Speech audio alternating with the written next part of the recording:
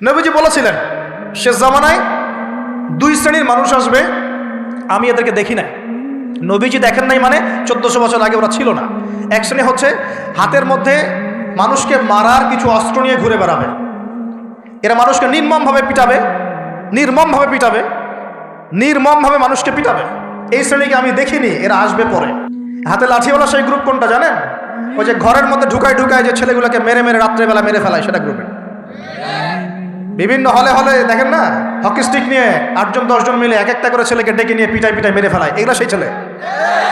এদেরকে যেন জন্ম দিয়েছে ওই বাপের জন্য ধিক্কার। এদেরকে যেন জন্ম দিয়েছে এই বাপের জন্য ধিক্কার। আর এখন এরকম লেডিস গ্রুপও বের হয়েছে, আর মেয়েদেরকেও হলে ডেকে ডেকে পিটানো শুরু করেছে। তোমরা কি মনে করো যে 5জন 6জন 10জন মিলে একজনকে সারা রাত টর্চার করে মেরে ফেলানোর মধ্যে সুপুরুষ? তুমি সুপুরুষ, তুমি অনেক বড় বীর। সাহস থাকলে তুমি একজন একজন মারামারি করে দেখাও না, দেখি তোমার এত বড় সাহস, তাহলে একজন একজন মারামারি করে দেখাও না। আসো রিংয়ের মধ্যে, আসো রিংয়ের মধ্যে আসো, তারপর দেখি তোমার কত শক্তি, আমাদের কত শক্তি। একজন 1-on-1 ব্যাটেলে আসো, খালি হাতে 1-on-1 ব্যাটেলে আসো। 8জন 10জন মিলে একটা বুয়েটের ছেলে, একটা মেডিকেলের ছেলে, একটা অমুকের ছেলে, তমুকের ছেলে, বাবা মায়ের স্বপ্ন লালন করা ছেলেগুলোকে ঘরের মধ্যে ঢুকাবা, সারা রাত পিটায় মেরে ফেলবা, এটাকে তোমরা সাফল্য মনে করো, বীরত্ব মনে করো? এই ছেলেগুলোকে জন্ম দিয়েছে যে পিতা মাতায়, এদের জন্য ধিক্কার আমার পক্ষ থেকে। আপনারা এইসব সন্তান জন্ম দিতে গেলেন কেন? খিদির আলাইহিস সালাম বেঁচে থাকলে ছোটবেলায় মেরে ফেলতো এদেরকে। ওই যে খিদির আলাইহিস সালাম ছোটবেলায় একটা বাচ্চাকে মেরে ফেলছিলেন না? মুসা আলাইহিস সালাম বলেছিলেন যে একটা বাচ্চাকে কেন মেরে ফেললেন? তখন খিদির আলাইহিস সালাম বলেছিলেন এই ছেলেটা যদি বড় হয়, বড় হলে অনেক বড় কাফের হবে। আল্লাহ আগে জানিয়ে দিয়েছেন, এই জন্য আগে মেরে দিয়েছে। এই বাচ্চাগুলোকে নিতে গেলেন কেন?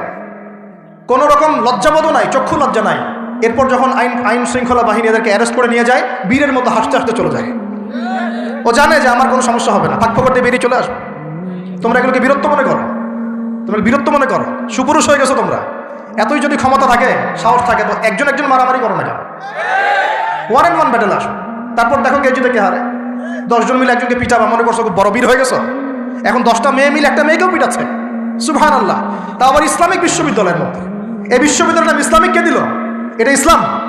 একটা মেয়েকে আপনি ঘরের মধ্যে ঢুকায় সারা রাত পিটাবেন, মেয়েটা কাঁদতে কাঁদতে বলছে আমার পায়জামা পর্যন্ত খুলে ফেলেছে টান দিয়ে।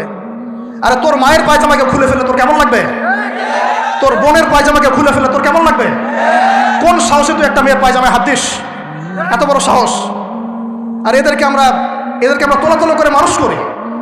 আইন শৃঙ্খলা বাহিনী আপনারা কি করেন? ইনস্ট্যান্ট কোর্ট বসে ফাঁসি দিয়ে দিবেন এদেরকে।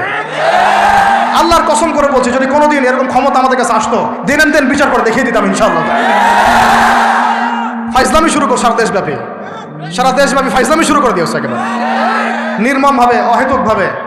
এই যে অসহায় মানুষগুলোকে, ছাত্র পড়তে গিয়েছে, বাবা মার স্বপ্ন লালন করা ছাত্র, ছেলেটা ইঞ্জিনিয়ার হবে, ছেলেটা মেডিকেল সায়েন্সে পড়ে বড় একজন ডক্টর হবে, পিটায় মেরে ফেলে দিল তাকে। এত বড় সাহস! আর আমরা কিছুই বলতে পারলাম না, কিছু করলাম না। কি একটা অবস্থা চলছে! এগুলো যখন চলতে থাকবে একটা কওমের মধ্যে, আপনার মনে হয় যে আল্লাহর পক্ষ থেকে রহমত নেমে আসবে? লা ইলাহা ইল্লাল্লাহ বলা একজন মানুষ যদি বেঁচে থাকে, ওই একজন মানুষের সম্মানে আল্লাহ পাক কিয়ামত দিবেন ইনশাআল্লাহ। সে একজন মানুষকে এভাবে নির্মমভাবে পিটিয়ে মেরে ফেলো তোমরা। এখন মানুষকে পেটানো শুরু করেছো। নবী সাল্লাল্লাহু আলাইহি ওয়াসাল্লাম শেষ জামানের হাদিস সম্পর্কে বলেছিলেন যে আমি এক শ্রেণীর মানুষকে দেখি নাই যারা আসবে, মানুষকে নির্মমভাবে মারবে, নির্মমভাবে মানুষকে পিটিয়ে মারবে। আর কোরআন খুলে দেখেন, একটা জাতির কথা আল্লাহ পাক বলেছেন। এই জাতির নাম হচ্ছে আদ জাতি। কোন জাতি ভাই? এই আদ জাতিকে আল্লাহ পাক ধ্বংস করেছিলেন ঝড় দিয়ে, ঝপটা দিয়ে। আল্লাহ পাক এই কওম সম্পর্কে বলেছেন ওয়াইদা বাতাসতুম জাব্বারিন। ওরা শিরক কুফর তো করতোই, কিন্তু এর পাশাপাশি একটা বড় পাপ করতো। ওই পাপটা হচ্ছে এরা যখন মানুষকে পেত, পিটিয়ে মেরে ফেলতো, নির্মমভাবে পিটিয়ে মেরে ফেলতো। এই আদ জাতির পাপ তোমরা করা শুরু করেছো। এখন আমাদের শহরে এগুলো চলছে না? এখন দিনে দুপুর রাস্তাঘাটে এগুলো চলছে। শিক্ষা প্রতিষ্ঠানে গিয়ে এগুলো মাস্তানি করতে গিয়েছো তোমরা। আবার তোমরা মাহফিল করে আমাকে ডাকো ওয়াজ নসিহত করতে। আমার সাথে এগুলোর কোনো সম্পর্ক নেই। আর আমার কাছে তোমরা ভালো কিছু পাবা না। আমার কাছে ইনশাআল্লাহ হকটাই পাবো, বাতিল পাবা না ইনশাআল্লাহ। আমার ভাই হয়ে যদি এই কাজ করো, আমি তোমার চেহারা পর্যন্ত দেখতে যাবো না ইনশাআল্লাহ। আল্লাহ রাব্বুল আলামিন আমাদেরকে উমরের শাসন দান করুন বলে আমি।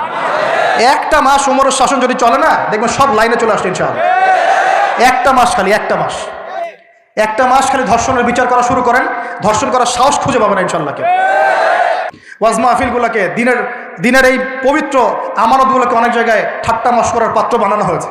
কোথাও দেখা যায় যে ওয়াজ মাহফিল সিজনে যে বললাম ডিজে জিকির চালু করা হয়েছে। ফাইজলামি শুরু করছো দিন নিয়ে, তোমরা ফাইজলামি শুরু করছো। আবার বলছো 22 বছর থেকে ওয়াজ করি, 22 বছর থেকে মানুষকে হাসাও, এটা বলতে পারো। 22 বছর ওয়াজ আবার কখন করলা? থ্রেট করো যে চোখ গরম করবা না। আল্লাহর কসম, যদি ক্ষমতা থাকতো হাড্ডি পিটায় ঠিক করে রাখতাম ইনশাআল্লাহ। ওয়াজ মাহফিলের মঞ্চকে বসে তোমরা ডিজে জিকির বানাবা, এখানে ওয়াজ মাহফিলে ডিজে জিকির শিখাবা, মানুষকে বাউল বানানো শুরু করেছো, গাল গল্প কেচ্চা কাহিনী শুরু করেছো।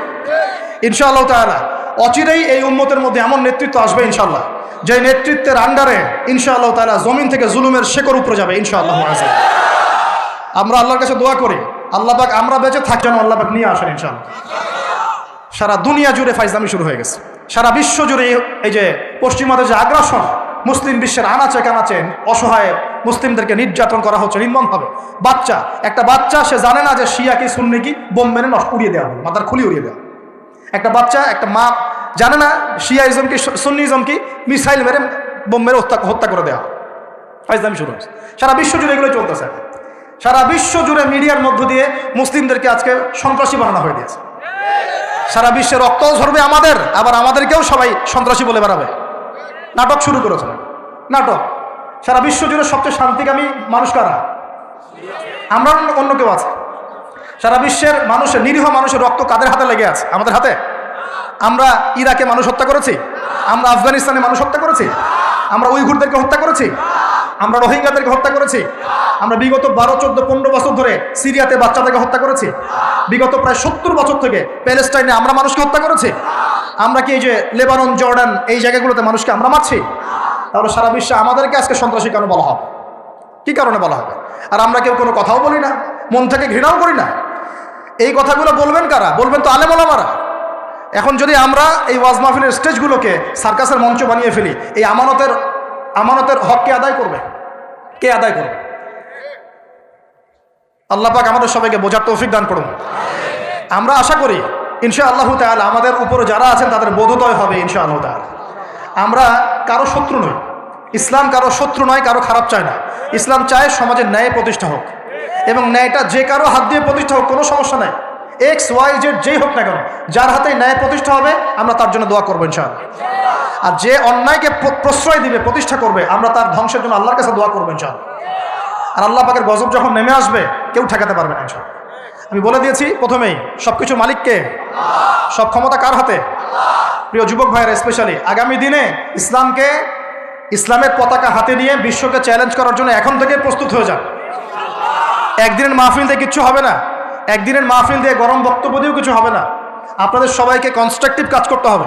প্রত্যেক মুসলিম ভাইকে 5 ওয়াক্ত নামাজ আদায় করতে হবে, আল্লাহ পাক তৌফিক দান করুন। প্রত্যেক ভাইয়ের যাদের যাকাত ফরজ হয়েছে, যাকাত অবশ্যই দিতে হবে ইনশাআল্লাহ। বেশি বেশি দান সদকা করবেন। নিজের পরিবারের মধ্যে কোনোভাবেই অনইসলামিক কোনো সংস্কৃতি আসতে দিবেন না। নিজের পরিবারের মধ্যে পর্দা প্রতিষ্ঠা করবেন। কোনো অবস্থাতেই হারাম রিজিকের দিকে যাবেন না ইনশাআল্লাহ। আপনার সন্তান সন্ততিদেরকে ছোটবেলা থেকেই মুসলিম রূপে মানুষ করবেন, কোনো রকম অমুসলিম কালচারে বড় করবেন না।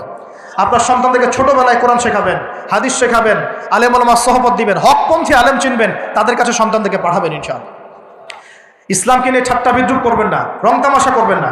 এই যুগ সম্পর্কে সচেতন থাকবেন, কি হচ্ছে, কি চলছে, হাদিসে কি আছে, কোরআনে কি আছে, সামনে কি হতে পারে, সচেতনতা তৈরি করবেন। এই চলমান ফিতনাময় পরিবেশে নিজের ঈমান আমলকে এমনভাবে ধরে রাখবেন যেমন করে হাতের মধ্যে মানুষ আগুন ধরে রাখে, ঈমান ধরে রাখে। পরিবারের মধ্যে বেপরদামিকে স্থান দিবেন না। পরিবারের ছেলে কি করছে, মেয়ে কি করছে, আপনার আত্মীয় স্বজনের হক ঠিক আছে কিনা, প্রতিবেশীর হক ঠিক আছে কিনা, প্রতিটা বিষয় as a Muslim leader of the family আপনাকে এগুলো দেখতে হবে। আল্লাহ পাক তৌফিক দান করুন।